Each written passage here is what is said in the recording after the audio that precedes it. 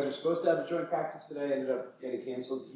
How much value do you get out of joint practices, and was there any loss by not having it today? I wouldn't say any loss, but it is also good to get a good feel for somebody else for a change. But all in all, still out there getting better. Was rolling today up front. Bud, Thule, Caleb, D-Han. He's getting some good work in today. How many sacks today for you? I don't know. I know I did something I wasn't supposed to do out there, but oh, you saw that? Yeah, yeah. No, I wasn't supposed to do that, but I apologize to Taylor. Yeah. Itching to go a little bit too much there? Say that again. Itching to go. Yeah, man, itching, man. I love it. I love it, and I can't wait. Can't wait to get out there. Past 2 days, it seems like yesterday. Oh yeah, okay. Yeah, you're 300. We still ramping up. Yeah, 300. We still ramping up, man. Yeah. I'm glad you said it. I'm glad I ain't have to say it. I'm glad you said it, man. Yeah, I feel quick. You know what I'm saying? It's still fun. Yeah. I don't know. What do you do to do you surprise yourself at this point? I guess I'm saying man. It's always work being put in. Like I told y'all, man, I've been here all off season with Herb, man, and made this my second home. So yeah, it's work being put in every day, and so yeah, just seeing it on the field is a bonus. But we work hard. So it's been a while. We haven't talked to you since Rashawn's injury. Just your reaction to that. Man, we human, man. So that was tough. That was tough for me. Seeing one of my brothers go down, knowing how hard he worked, knowing what he means to this football team, but also wanting to play for him. Not in the sense that he's gone, and you know what I mean, but in the sense of just knowing how much he's going to want to be on the field with us, and to win for him. It's more so that type of vibe, and so just working with the guys, working with Joe and Pip and all the other guys, and just sharpening that iron, in his spirit, in a sense. Not that he's passed on, but he just won't be out there this year with us, and so it's tough, man. It's tough, but yeah, we love him, and yeah, we want to play hard for him. What's the biggest difference without him? How you doing? You say what's the biggest difference? Yeah. Without What do you Rashawn? notice the most without him out there? That's hard to say because we haven't played in many games, but yeah, you just know when you gotta. I call him the best left tackle in the league. He's a guy that you can put him on the island with anybody, and he's gonna hold his own. More times than not, and so when you're missing a piece like that, that's a masterful chess piece, and so I think I seen something with G-Row kind of talking about it. It kind of changes a lot, but at the same time, you got guys like Joe Alt and Trey Pipkins that can step in and play high-level football. And so it's messed up when you say it like that, but you got to think about it like that from a football aspect. Next man in and yeah, just being ready to grind and win. What have you seen from Joe now that he's got 1 year under him? Man, just the level of confidence he has, but he also still asking questions every day. It's something that a lot of young guys don't do a lot, especially offensive tackles. They kind of think you kind of rivaled against them throughout the whole training camp. So him just coming and asking questions, him being humble enough to even think to ask questions, speaks leaps and bounds about where he wants to be and where he's going to be throughout his career. Just to be clear, he's coming to you to ask questions. I mean, yeah, he's asking he kind of probably asks all of the edge guys and whoever he's going up against, but I kind of get some questions here and there, just about how I feel about certain sets and if I feel like something is off. It's just little stuff that we kind of go back and forth on.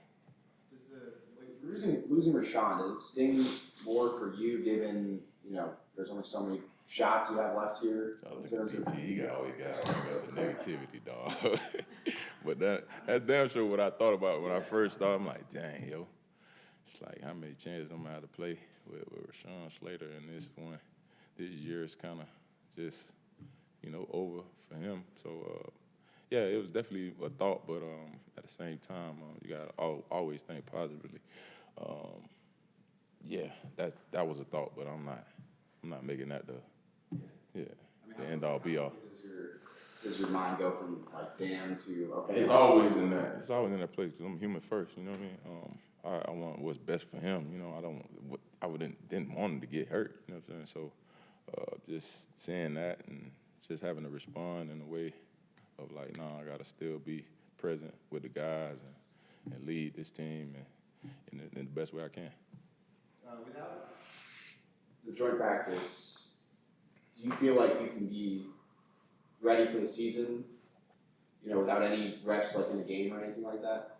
Yeah, I think I had a whole off season where I didn't play and showed up four days before the game and played against Green Bay, probably 2018. So I think I'll be ready to play.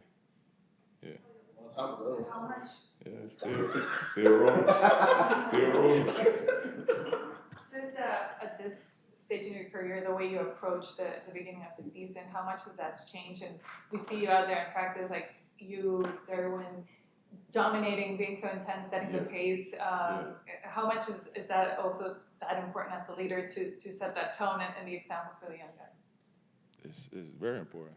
It's all actions. It's not words. Putting actions behind everything that you're doing out there. And so when the young guys when we turn on the film, the young guys see it and they're kind of surprised by it a little bit sometimes. But it's the culture. It's what we're building. It's what the example is. It's the standard. And so you got to set it every day. It's not just one day. You got to set it every day. You mentioned Caleb earlier. Yeah. Like his game on Sunday, Saturday, whatever day. Man, impressive, man. That dude, he's showing up in a major way, man. I'm proud of him, and I just want to see more of it, and just being on top of him and stay consistent, and not get too high, not get too low. Keep your foot on the gas pedal and keep dominating. As you're like gauging, where you're at this stage of camp, do you measure successful reps against the first team differently than you measure successful reps against backup players? Yeah, it's different. It's different for me because just knowing how I like to rush, I can't rush like that with 10 in the pocket. And so it's different gauges. But like you said, playing against other people, you can kind of do a little more than you would against your own guys. So that's one way of gauging it. But at the same time, it's football. It's football. It comes second nature. Year 12. Do you think Not 300. Not 300. You're not breaking out the bull rush in practice?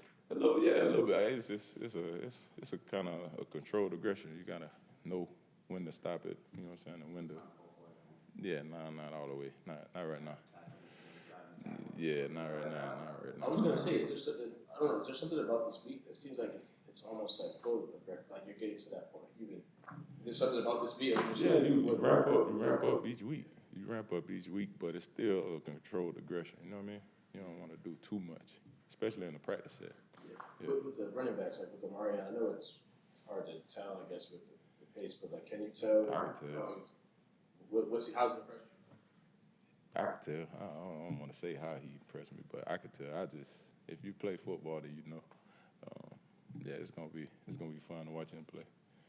Over the years in your career, what has been the most, you would say, valuable piece of advice someone has given you specifically about rushing the passer?